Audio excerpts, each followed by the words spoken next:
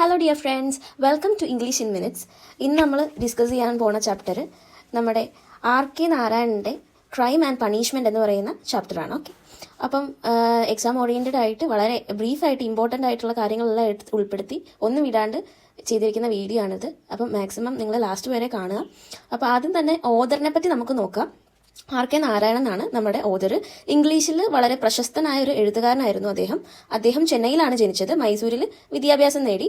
വളരെ ലളിതമായും ആസ്വാദകരമായും എഴുതുന്ന ഒരാളായിരുന്നു അദ്ദേഹം. ഓക്കെ, ഇനിയിപ്പോൾ നമ്മൾ പാഠഭാഗത്തോട്ട് പോവുകയാണ്. നമ്മുടെ പാഠഭാഗത്ത് മെയിനായിട്ട് പറയുകയാണെങ്കിൽ ഇതൊരു കഥയാണ്, ഒരു കുട്ടിയുടെയും ഒരു ഗണിത അധ്യാപകന്റെയും കഥയാണ്. അപ്പം ഇതിൽ മെയിനായിട്ട് പറയാനാണ് ഇതിന്റെ ഹെഡിങ് തന്നെ ക്രൈം ആൻഡ് പണിഷ്മെന്റ് എന്നാണ്. എന്തുകൊണ്ടാണ് ക്രൈം, എന്തുകൊണ്ടാണ് പണിഷ്മെന്റ്, ഇങ്ങനെ ഒരു ഹെഡിങ് തന്നെ ഇതിന് എങ്ങനെയാണ് വന്നത് എന്ന് നമുക്ക് നോക്കാം. ഓക്കെ, അപ്പം ആദ്യം തന്നെ നമുക്ക് മനസ്സിലാവുന്നത് ഈ പാഠഭാഗത്ത് ഒരു സ്വകാര്യ അധ്യാപകനെയും ഒരു ചെറിയ ഒരു കുട്ടീനെയും നമ്മളെ പരിചയപ്പെടുത്തുന്നുണ്ട്. അപ്പം ഈ ചെറിയ കുട്ടീനെ സംബന്ധിച്ചിടത്തോളം അവൻ അത്യാവശ്യം ഒരു റിച്ച് ആയിട്ടുള്ള ഫാമിലിയിലെ ഒരു കുട്ടിയായിരുന്നു. അതുപോലെ തന്നെ ഈ അധ്യാപകൻ എന്ന് പറയുന്നത് ഒരു മിഡിൽ ക്ലാസ് ആയിട്ടുള്ള ഒരാളാണ്. അപ്പം ഈ കുട്ടിക്ക് വേണ്ടി മാത്രം ക്ലാസ് എടുക്കാൻ വേണ്ടിയിട്ടാണ് അധ്യാപകൻ ആ വീട്ടിലോട്ട് വരുന്നത്. അപ്പം ക്ലാസ് എടുക്കുന്നതിനിടയിൽ ഞാൻ പറഞ്ഞു, ഈ കുട്ടീനെ വളരെ ലാളിച്ചാണ് വളർത്തിയിരിക്കുന്നത്. അതുകൊണ്ട് തന്നെ നല്ല രീതിയിലുള്ള കുറുമ്പും ആ കുട്ടിക്കുണ്ട്.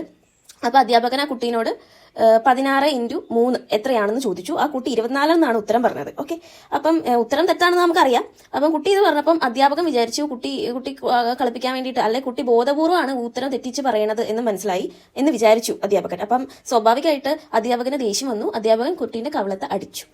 ഇതാണ് ഇവിടുത്തെ ക്രൈം. അപ്പം ഇത് നോട്ട് ചെയ്ത് വെക്കുക. ഇതാണ്, അതായത് കുട്ടിയുടെ മുഖത്ത് അധ്യാപകൻ അടിച്ചതാണ് നമുക്കിവിടെ ക്രൈമായിട്ട് മനസ്സിലാവുന്നത്. ഇത് അടിച്ച ഉടനെ അധ്യാപകൻ എന്ത് പറയും, തന്റെ തെറ്റ് മനസ്സിലാക്കുന്നുണ്ട്. അതിനിട്ട് പേടിയാവുന്നുണ്ട്. ഈ കുട്ടിങ്ങാനും വീട്ടിലെങ്ങാനും പറഞ്ഞിട്ടുണ്ടെങ്കിൽ ഇത് വളരെയധികം പ്രശ്നമാകും. അതുകൊണ്ട് അധ്യാപകൻ ആ തെറ്റ് മനസ്സിലാക്കി ഭയപ്പെടുന്നുണ്ട്. കുട്ടി അടി കിട്ടിയ കുട്ടി കരയുകയും അമ്മയോട് പറയും എന്ന് ഭീഷണിപ്പെടുത്തുകയും ചെയ്യുന്നു. ഇത് കേട്ടപ്പോൾ അധ്യാപകൻ ഭയന്നു പോകുന്നു. നഴ്സറി പ്രധാന കെട്ടിടത്തിൽ നിന്ന് അകലെ ആയതുകൊണ്ട് ആരും ഈ സംഭവം കണ്ടിട്ടില്ല എന്ന് അദ്ദേഹത്തിന് ആശ്വാസമാണ്.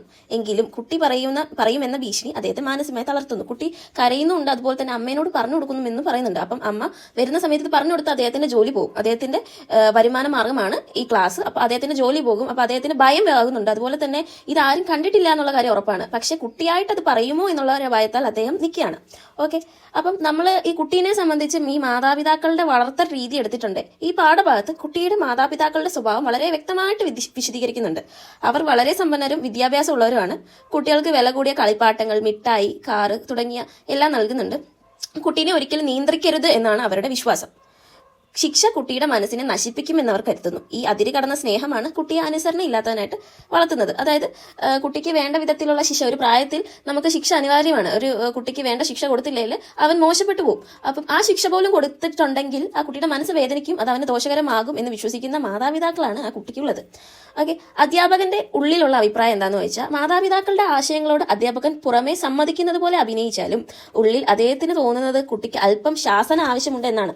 ഓരോ ദിവസവും മാതാപിതാക്കൾ കുട്ടിയുടെ മനഃശാസ്ത്രത്തെക്കുറിച്ചുള്ള പ്രസംഗങ്ങൾ കേൾക്കേണ്ടി വരുന്നത് അദ്ദേഹത്തിന് കൂടുതൽ വിഷമിപ്പിക്കുന്നു. എങ്കിലും ജോലി നഷ്ടപ്പെടുമെന്ന ഭയം കാരണം അദ്ദേഹം മിണ്ടാതിരിക്കുന്നു. ഈ കുട്ടിയുടെ മാതാപിതാക്കളുടെ ഇതിനോട് അദ്ദേഹം യോജിച്ചു പോകുന്നില്ല മനസ്സുകൊണ്ട്. പക്ഷെ ജോലി നഷ്ടപ്പെടുമെന്ന് വിചാരിച്ച് അദ്ദേഹം ഇതൊക്കെ ശരിയാണ് എന്നുള്ള രീതിയിൽ അതിനെ സപ്പോർട്ട് ചെയ്യുകയായിട്ട് നമുക്ക് കാണാൻ പറ്റും. അപ്പം ഈ കുട്ടീനെ അടിച്ചു, കുട്ടി കരയാൻ തുടങ്ങി, അമ്മയോട് പറയുമെന്ന് പറയുന്നു. അധ്യാപകൻ വായിക്കുന്നു. ഇവിടെ വരെയല്ലേ നമ്മൾ എത്തിയത്. ഇനി കുട്ടി അധികാരം പിടിക്കുന്നു, അത് നമുക്ക് മനസ്സിലാക്കാം. കുട്ടി കരച്ചിൽ നിർത്തുന്നില്ല. പഠനം ഉപേക്ഷിച്ച് കളയണമെന്ന് അവൻ ആവശ്യപ്പെടുന്നു. ട്രെയിൻ സെറ്റ് എടുത്ത് കളിക്കുമ്പോൾ അധ്യാപകനെ ട്രെയിൻ മാസ്റ്റർ ആക്കാൻ നിർബന്ധിക്കുന്നു. കുട്ടി അമ്മയോട് പറയുന്ന ഭീഷണി ഉള്ളതിനാൽ അധ്യാപകൻ എല്ലാം അനുസരിക്കേണ്ടി വരുന്നു. ഇവിടെ അധികാരം അധ്യാപകനിൽ നിന്ന് കുട്ടിയിലേക്ക് മാറുന്നു. അപ്പം കുട്ടിയുടെ താളത്തിനൊത്ത് തുള്ളുന്ന ഒരു പാവയായിട്ട് ഈ അധ്യാപകൻ മാറുന്നതായിട്ട് നമുക്ക് കാണാം. കുട്ടി അധ്യാപകനെ കളിപ്പാട്ടമായി ഉപയോഗിക്കുന്നു. വിസിൽ അടിക്കണം, വിളിച്ചു പറയണം, കളിയിൽ പങ്കെടുക്കണം, എല്ലാ അധ്യാപകനെ കൊണ്ട് ചെയ്യിക്കുന്നു. പഠനം പൂർണ്ണമായി നിർത്തപ്പെടുന്നു. ഇതാണ് അധ്യാപകന്റെ പണിഷ്മെന്റ് ആരംഭിക്കുന്നത്. അതായത് തന്നെ ഉപദ്രവിച്ച, അതായത് തന്നെ അടിച്ച അധ്യാപകന് കുട്ടി കൊടുക്കുന്ന പണിഷ്മെന്റ് ആയിട്ട് നമുക്ക് കണക്കാക്കാം. ഇവിടെ അധികാരം അധ്യാപകനിൽ നിന്ന് കുട്ടിയിലേക്ക് മാറുന്നതായിട്ട് നമുക്ക് കണക്കാക്കാം. നമുക്കറിയാം അധ്യാപകനോട് കാണിക്കേണ്ട ഒരു കുറച്ചെങ്കിലും റെസ്പെക്റ്റോ മര്യാദയോ ആ കുട്ടിക്കില്ല. കുട്ടീനെ അങ്ങനെയാണ് വളർത്തിയിരിക്കുന്നത്. അപ്പോൾ കുട്ടി അത് നല്ല രീതിയിൽ മുതലെടുക്കാൻ തുടങ്ങി. കുട്ടി കണക്കുകൾ ചെയ്യാൻ വിസമ്മതിച്ച് കഥ പറയാൻ ആവശ്യപ്പെടുന്നു. അപ്പം കുട്ടി പറയുന്നു, ഞാൻ ഇനി കണക്കില്ല, നിങ്ങൾ കഥ പറഞ്ഞോളൂ എന്ന് പറയുന്നുണ്ട്. അധ്യാപകൻ ക്ഷീണിച്ചിട്ടും കഥകൾ പറയുന്നു. പിന്നീട് കുട്ടി അധ്യാപകനെ തോട്ടത്തിൽ ഒളിച്ചു കളിക്കുന്നു. അധ്യാപകൻ ശ്വാസം കിട്ടാതെ വീഴുന്ന നിലയിലായിരിക്കുന്നു. കുട്ടി ഇതെല്ലാം വളരെ ആസ്വദിക്കുന്നു. അതായത് അധ്യാപകൻ ഭയങ്കരമായിട്ട് ക്ഷീണിച്ചു. ഈ കളിയൊക്കെ കളിച്ച് അധ്യാപകൻ അത്യാവശ്യം പ്രായമുണ്ട്, കുട്ടീനെ പോലെ ചെറുക്കുള്ള പ്രായമല്ല. അപ്പോൾ ഇതൊക്കെ കളിച്ചു കഴിഞ്ഞ് അവസാനം അധ്യാപകൻ ക്ഷീണിക്കുന്നുണ്ട്. അധ്യാപകൻ തളർന്നു വീഴുന്നതാണ്. എന്നാലും കുട്ടിക്ക് അതൊക്കെ ഒരു രസമാണ്. ഓക്കെ, അധ്യാപകൻ പൂർണ്ണമായി തളർന്നിരിക്കുമ്പോൾ കുട്ടിയുടെ അച്ഛനും അമ്മയും പുറത്തേക്ക് വരുന്നു. എന്താണ് സംഭവിച്ചതെന്ന് അവർ ചോദിക്കുന്നു. അധ്യാപകൻ എല്ലാം തുറന്നു പറയാൻ തീരുമാനിക്കുന്നു. എന്നാൽ ടെസ്റ്റ് എന്ന വാക്ക് കേട്ടപ്പോൾ കുട്ടി ഭയന്ന് അധ്യാപകനോട് അഭ്യർത്ഥിക്കുന്നു ഒറ്റി കൊടുക്കരുതെന്ന്. അതായത് അധ്യാപകൻ കുട്ടിയുടെ മാതാപിതാക്കൾ വന്നു. എന്താ ഇവിടെ നടക്കുന്നത്, ഇതെന്താ കളിക്കുന്നതെന്ന് മാതാപിതാക്കൾ ചോദിച്ചു. അപ്പോൾ ടെസ്റ്റ് എന്ന് പറഞ്ഞ വാക്ക് പറഞ്ഞു. അപ്പോഴത്തേക്കും കുട്ടി പറഞ്ഞു, അയ്യോ എന്നെ ഒറ്റി കൊടുക്കല്ലേ, കാരണം ഈ നടന്ന കാര്യങ്ങളൊക്കെ മാതാപിതാക്കളോട് പറഞ്ഞിട്ടുണ്ടെങ്കിൽ അത് പ്രശ്നമാകും എന്ന് കരുതുന്നു കുട്ടി. കുട്ടിയുടെ ദയനീയ മുഖം കണ്ടപ്പോൾ അധ്യാപകൻ മനസ്സലിഞ്ഞ് സത്യം മറയ്ക്കുന്നു. കുട്ടിക്ക് അല്പം കൂടി പഠിച്ചാൽ മതി, അവൻ സുഖം എന്ന് പറഞ്ഞു. കുട്ടി രക്ഷപ്പെടുന്നു. അതുപോലെ തന്നെ അധ്യാപകൻ കുട്ടിയെ സംരക്ഷിക്കുന്നതായിട്ട് കാണാം. അപ്പം കുട്ടീനെ നോക്കിയപ്പോൾ കുട്ടീൻ്റെ ദയനീയാവസ്ഥ കണ്ടു. അപ്പം പറഞ്ഞു അവൻ കുറച്ചുകൂടെ പഠിച്ചാൽ മതി. അങ്ങനെ മീൻസ് ആ പ്രോബ്ലം അവിടെ അങ്ങ് സോൾവ് ചെയ്തു. ആ കാര്യമൊന്നും പറയാൻ പോയില്ല, നടന്നൊന്നും പറയാൻ പോയില്ല. അപ്പോൾ കുട്ടിയുടെ രക്ഷപ്പെടുന്നു. അതുപോലെ തന്നെ അധ്യാപകൻ കുട്ടീനെ സംരക്ഷിക്കുന്നതായിട്ട് കാണാം. അപ്പം ഈ കഥയിൽ നിന്ന് നമുക്ക് മനസ്സിലാക്കുന്നത്, ഒരു ജസ്റ്റ് ബ്രീഫായിട്ട് പറയുകയാണെങ്കിൽ, കഥയിൽ ക്രൈം എന്ന് പറയുന്നത് കുട്ടീനെ അടിച്ചതാണ്, പണിഷ്മെന്റ് എന്ന് പറയുന്നത് കുട്ടിയുടെ ഇഷ്ടപ്രകാരം അദ്ദേഹം ജീവിക്കേണ്ട അവസ്ഥയാണ്. ഇത് ശരിക്കും പറഞ്ഞാൽ നല്ലൊരു കോമഡി ആയിട്ട്, അതുപോലെ തന്നെ പരിഹാസമായിട്ടും, അതുപോലെ തന്നെ ഈ കുട്ടിക്ക് അതിരി കടന്ന സ്വാതന്ത്ര്യം കൊടുത്തതിലൂടെ, അതുപോലെ തന്നെ ശാസന ഇല്ലാതെ വളർത്തിയതിൽ കൂടെ കുട്ടിക്ക് അപകടകരമായ എത്രത്തോളം അപകടമാണ് അത് എന്ന് നമ്മുടെ ആർ.കെ. നാരായണൻ നമ്മളെ പഠിപ്പിക്കുന്നുണ്ട്. അപ്പം നമ്മൾ എടുക്കാനാണെങ്കിൽ ഈ അധ്യാപകന്റെ ക്യാരക്ടർ സ്ട്രെച്ച് എടുത്തിട്ടുണ്ടെങ്കിൽ, അധ്യാപകൻ എന്ന് പറയുന്ന ഒരു സ്വകാര്യ അധ്യാപകനാണ്, സ്വകാര്യ ഗണിത അധ്യാപകനാണ്.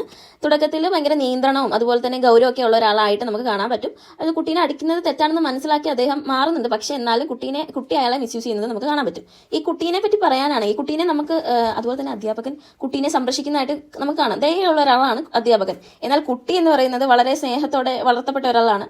അതുപോലെ തന്നെ വളരെ അനുസരണ ഇല്ലാത്തതും പിടിവാശി ഉള്ളതായിട്ടുള്ള ഒരു കുട്ടിയാണിത്. അപ്പം അധ്യാപകനെ അടിച്ചു എന്ന് പറഞ്ഞ ഒറ്റ കാരണത്താൽ അധ്യാപകനെ തൻ്റെ ഒരു അടിമയാക്കി, അല്ലെങ്കിൽ തൻ്റെ ഒരു പാവക്കുട്ടിയായിട്ട് കുട്ടി വളർത്തുന്നതായിട്ട് നമുക്ക് കാണാൻ പറ്റും. ഇവിടെ ശരിക്കും പറഞ്ഞിട്ടുണ്ടെങ്കിൽ കുട്ടീനെ തെറ്റ് പറയാൻ പറ്റില്ല, കുട്ടീനെ വളർത്തുദോഷമാണ് നമുക്കിവിടെ കാണാൻ മനസ്സിലാക്കുന്നുണ്ട്. അപ്പം അതേസമയം മാതാപിതാക്കൾ എത്തിയപ്പോൾ കുട്ടി ഭയവും ദയനീയാവസ്ഥയൊക്കെ കാണുന്നുണ്ട്. അധ്യാപകൻ രക്ഷിച്ചപ്പോൾ അവർ ആശ്വാസം കണ്ടെത്തുന്നു. ഈ സംഭവത്തിൽ കുട്ടി കുറ്റക്കാരനല്ല, പക്ഷേ തെറ്റായ വളർത്തലിന്റെ ഫലമാണ് കുട്ടിയുടെ ഈ സ്വഭാവം എന്നാണ് ഈ പാഠഭാഗം നമുക്ക് മനസ്സിലാകുന്നത്.